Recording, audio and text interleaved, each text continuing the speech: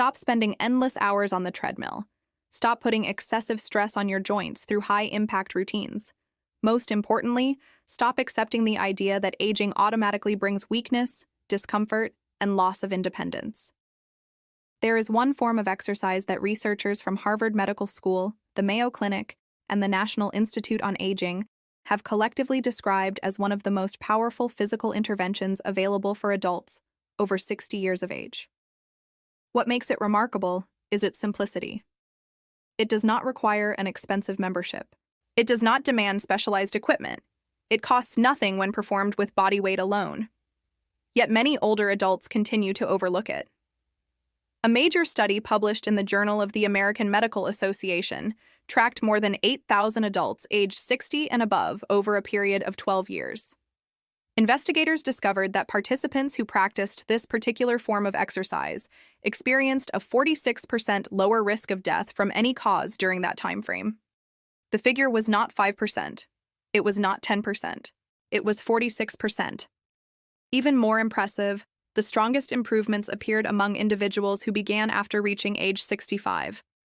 The findings demonstrate that starting later in life can still produce meaningful results. The exercise is resistance training, particularly progressive resistance training performed with body weight or light external loads. One benefit that often receives little attention involves structures inside muscle cells known as mitochondria.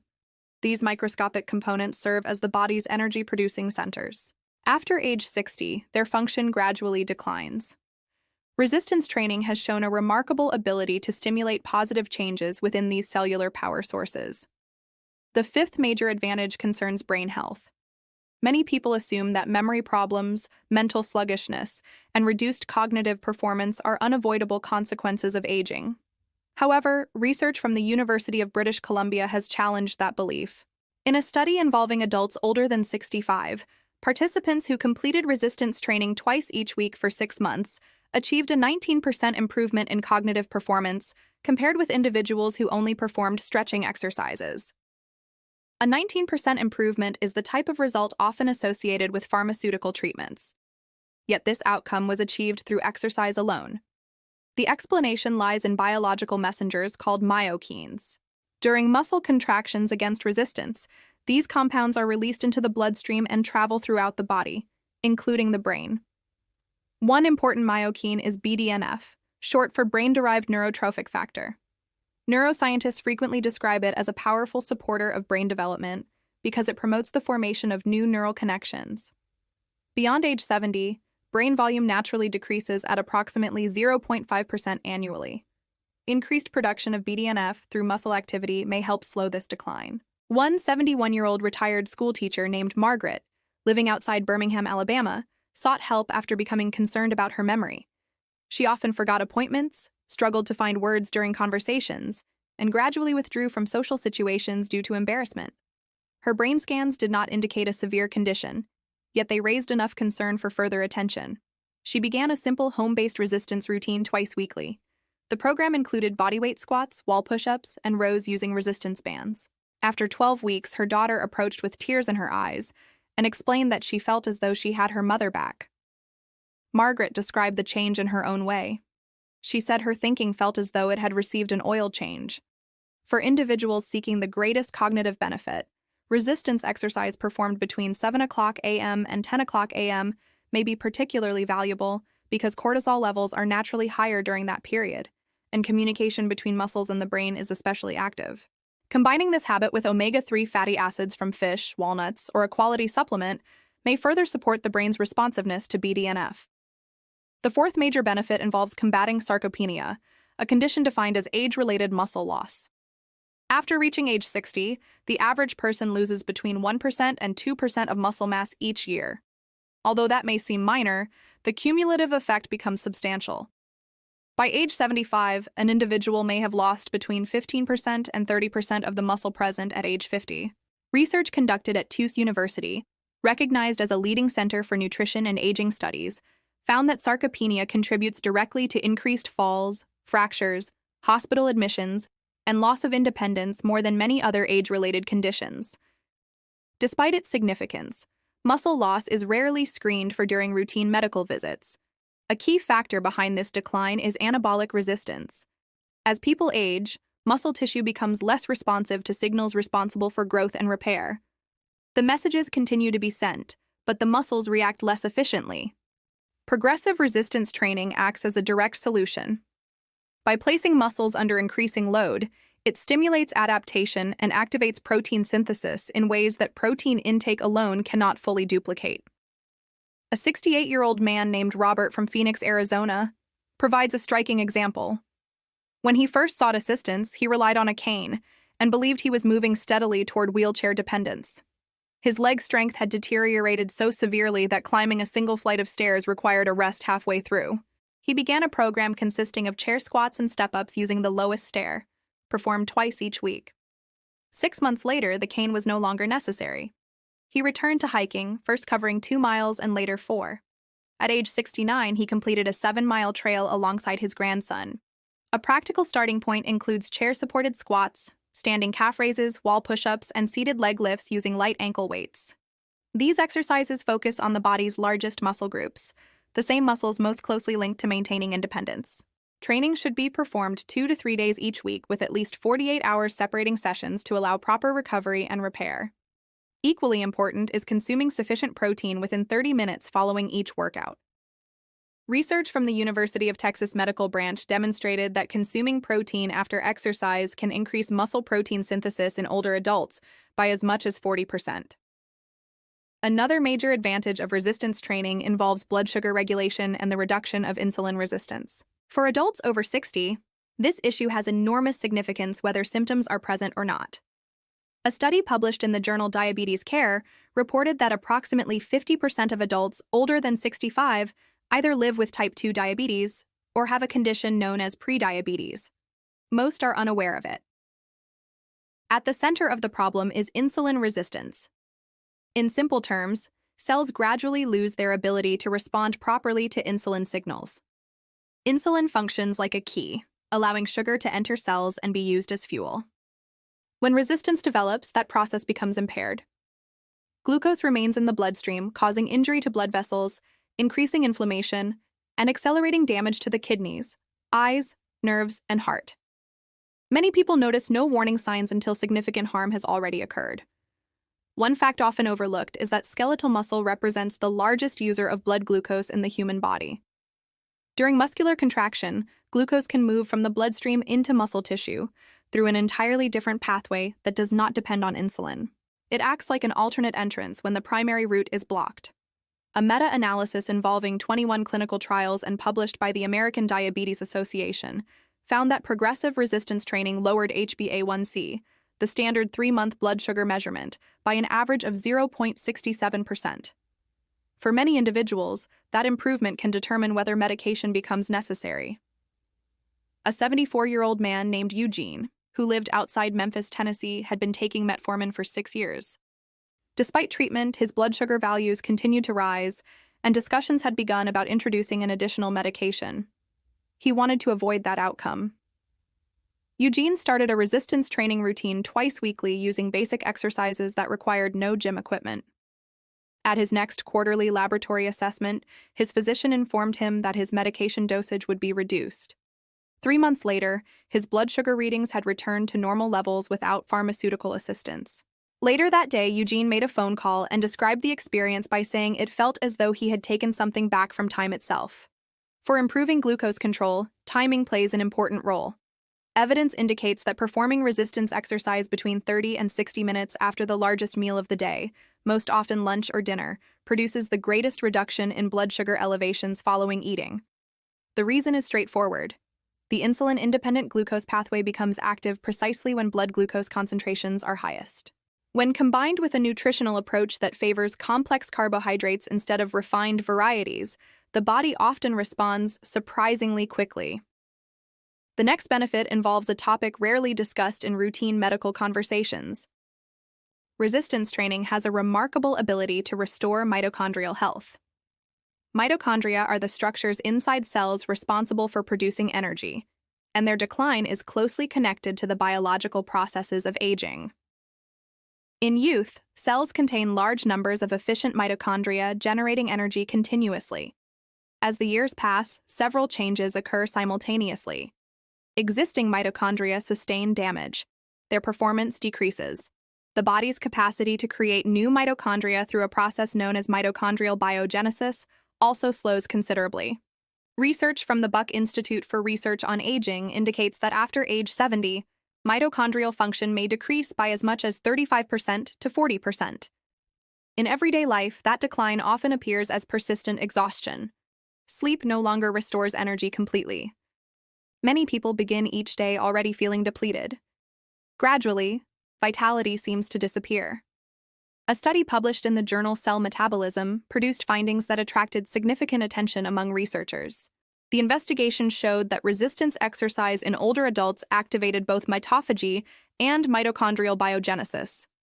In practical terms, the body received instructions to remove old and damaged mitochondria while generating healthier replacements.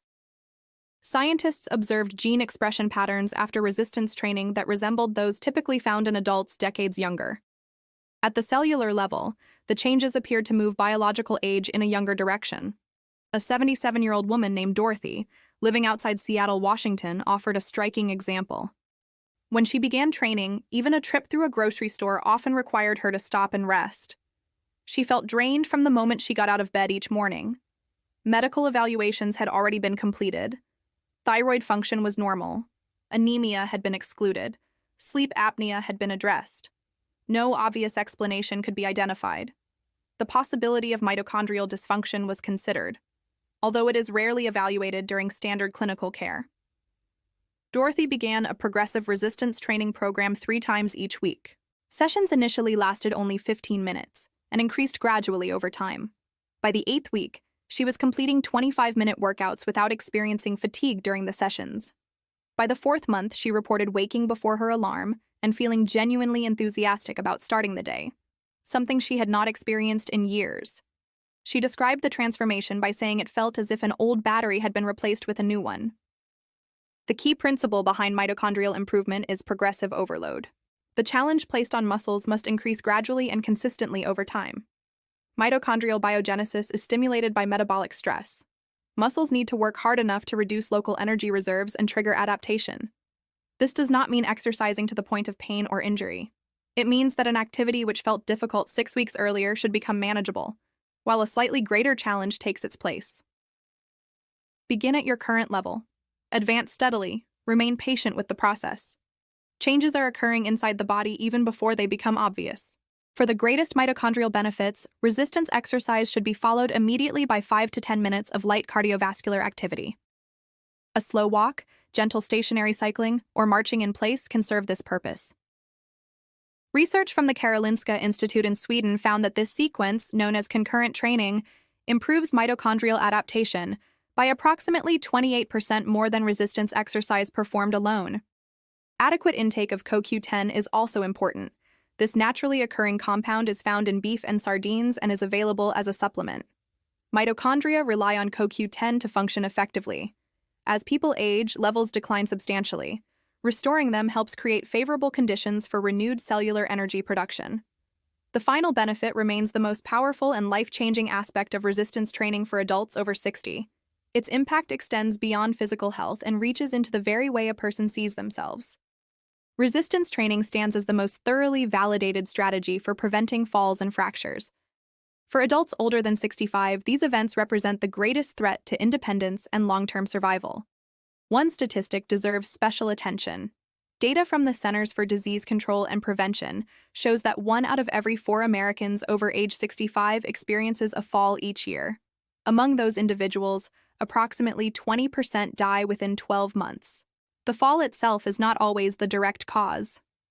More often, the danger comes from the chain reaction that follows. Hospital admission, reduced mobility, infection, pneumonia, depression, loss of motivation.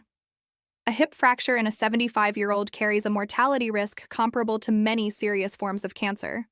Enormous resources are devoted to fighting those diseases. Yet many older adults are never clearly told that one of the most effective ways to avoid this outcome is developing stronger muscles and better balance through resistance exercise. The protective effect occurs through 3 separate pathways working together. The first involves muscular response speed. Stronger muscles generate quicker and more powerful protective reactions. When a stumble begins, the body can respond faster and often recover before a fall occurs.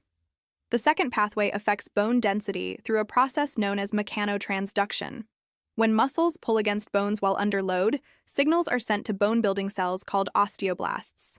These cells respond by creating new bone tissue.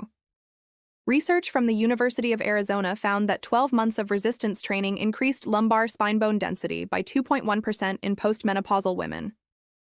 This occurred during a stage of life when bone loss of 1% to 2% annually is generally expected. The third mechanism is frequently overlooked. Resistance training greatly enhances proprioception, the body's internal positioning system. Proprioception is the automatic awareness of where the arms and legs are located in space. After age 65, the nerves responsible for this function decline significantly. This hidden change contributes heavily to fall risk. Resistance exercise activates those neural pathways and helps restore their performance. Consider James. James is 80 years old and lives alone in a house he has owned for 40 years in rural North Carolina. When his family sought help, they strongly encouraged him to move into an assisted living facility. He had fallen 3 times within 6 months. His gait had become shuffling. He feared using his own bathroom. His children worried constantly about his safety. James refused to leave his home. He stated that if he left that house, everything would be over. A very gentle resistance program was introduced. The routine included seated leg presses, heel raises while holding the back of a chair, and light resistance band exercises targeting the hips and core. Progress came slowly. Patience remained essential. As strength improved, balance-focused activities were added. Supported single-leg standing and tandem walking along a wall became part of the plan. More than 2 years have now passed without another fall. James continues living in the same house. He still works in his garden. Last month, he drove himself to his grandson's baseball game. During a recent visit, he was asked how he felt. He paused briefly before answering. Then he said he finally felt like himself again and had not realized how much had been lost until it returned. His experience is not unique. The same pattern has been observed across different ages, fitness levels, backgrounds, and health histories. Many people quietly accept a reduced version of life. Some begin treating their own living rooms as places requiring caution. Others stop participating in activities they once enjoyed because they no longer trust their bodies. That gradual surrender is not an unavoidable consequence of aging. It is largely the result of declining muscle mass, and muscle loss can be reversed. For reducing fall risk, a simple starting plan can be used. Begin with only 3 exercises performed twice weekly. The first is the chair squat. Lower the body slowly into a chair. Pause briefly, then stand again. Repeat 10 times. The second exercise is the standing heel raise. Stand behind a sturdy chair and lightly hold the back for support. Rise onto the toes slowly 15 times. The third movement is the seated hip march. Sit upright in a firm chair and raise each knee alternately as high as comfort allows. Perform 10 repetitions on each side. These exercises directly strengthen the quadriceps, gluteal muscles, calves, and hip flexors. Those 4 muscle groups play the largest role in preventing falls. Research from the University of Pittsburgh Department of Physical Therapy found that performing these movements consistently for 8 weeks can reduce fall risk by as much as 37%. Daily balance practice should accompany them. Spend 1 minute standing on a single leg on each side while using a wall or stable surface for safety. Calcium and vitamin D supplementation, prescribed appropriately by a physician, can further enhance the bone density benefits generated by mechanical loading. Together, resistance exercise, balance training, and proper bone nutrition create a level of protection for independence that few other medical interventions can match. There is an important reality worth remembering. Many individuals have experienced the grief that comes with losing physical independence. Yet many have also regained it. An 80-year-old man returned to caring for his garden. A 74-year-old woman rediscovered strength she did not realize still existed within her body. A 71-year-old teacher regained mental sharpness. These outcomes are not miracles. They are biological responses. The human body continues adapting. It continues growing. It continues reacting to the signals it receives. There is no age at which this capacity suddenly disappears. Scientific evidence consistently shows meaningful increases in strength and functional ability in adults, well into their 90s. The body's response to resistance training remains available. What disappears is the time lost by postponing action. Every week spent waiting can mean additional muscle decline. Another week of mitochondrial deterioration. Another week of weakening bones. Another week of gradually worsening balance. Yet this progression can be slowed. It can be halted. In many situations, it can even be reversed. The starting point is surprisingly simple. Standing up from a chair and sitting back down 10 times twice each week. That is where the process begins. Independence deserves protection. Quality of life deserves preservation. The years ahead do not have to represent a retreat from capability. They can become a period of renewed strength and function. All that is required is providing the body with the stimulus it has been waiting for. Resistance training is that stimulus. And it is available right now. If this message resonated with you, take a moment to reflect on your own goals. Think about the activities you want to keep doing, the places you want to keep going, and the people you want to keep sharing life with. The first step does not need to be dramatic, it only needs to begin. Please leave your thoughts about this content in the comments below. Thanks for watching, see you in the next one.